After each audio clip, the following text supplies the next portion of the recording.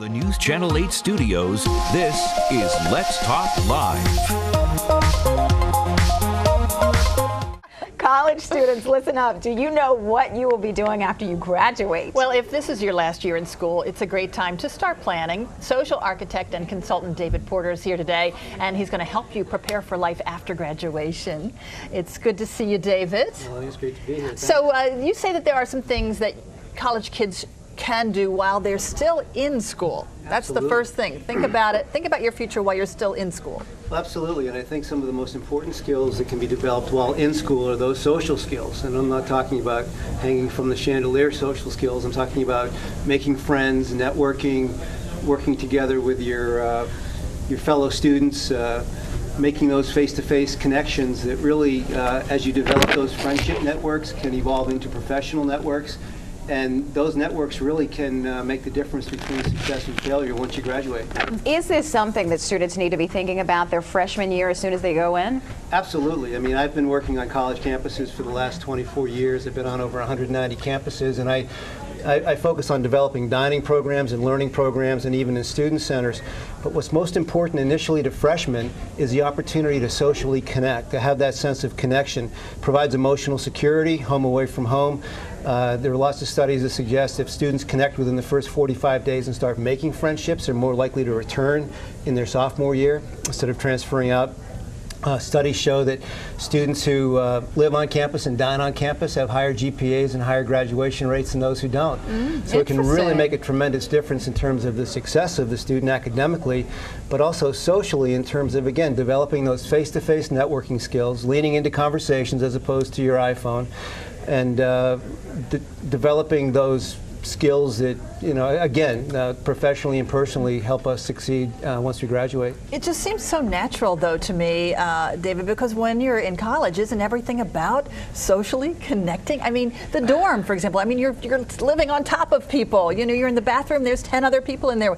The dining hall, you're sitting there, you know, you're talking, you're engaged, you're meeting new people. How is it that you're not naturally connecting? Well, I think you naturally have an inclination to want to connect. And what I do, and I'm on a lot of college campuses with my book, The Porter Principles, and I refer to it in here, I talk a lot about how we work with colleges and universities to develop social spaces on campus to really encourage that, to permit that. I mean, a lot of schools, the schools really kind of button up their venues, student centers, rec centers, and even dining and learning commons at 8, 9 o'clock at night, 10 o'clock, 12, 11 o'clock, and students stay up later at night. That's when they want to study and socialize, and even on weekends. So I agree with you that that's the natural inclination, but then the burden is on the university to create these spaces, and we've done that successfully with dining and learning commons. Talk a lot about that on my website, pkcdavid.com, in terms of the consulting work that we've done on campuses. It makes a profound difference in terms of how students connect, when they connect, having a safe, wholesome place. You know, when our sons and daughters go away to college, we really want them to be safe. And if the school provides those facilities, those venues, and believe it or not, many of them don't in terms of those hours of the day or night when students tend to want to come together. When it's done properly, it's very successful and students really flourish. All right, so break it down for students. What specific things do they need to implement to prepare them when they do graduate for the next stage? Well, I think it's important to be active, you know, join clubs, engage, whether it's student government, whether it's clubs, whether it's getting together in your... the clubs you can put on your resume. The clubs you can put on your resume.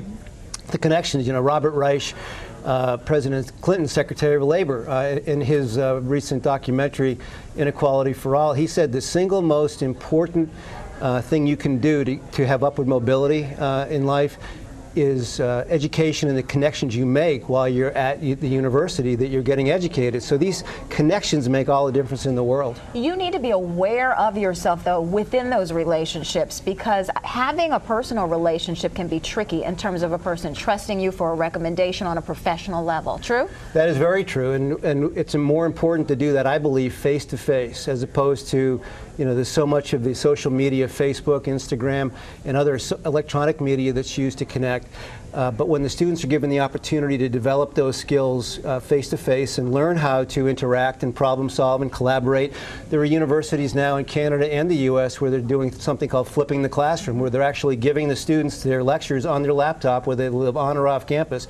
And when they go to class, they actually work together on their project work, their lab work, to learn how to collaborate, to problem solve, because it's those problem solving skills and collaboration skills that really will make the difference once we graduate, as opposed to just a GPA, which is critical, it's important, but we need the social skills and the ability to work together professionally as well. And those are the skills I think colleges are really should put a big emphasis on, creating the opportunities for students to succeed while they're away at school. All right, that'll carry you through life, through all the ups and downs and everything else in your career. Thanks so much for stopping by. Thank you. Consultant David Porter, his book is called The Porter Principles. Check it out.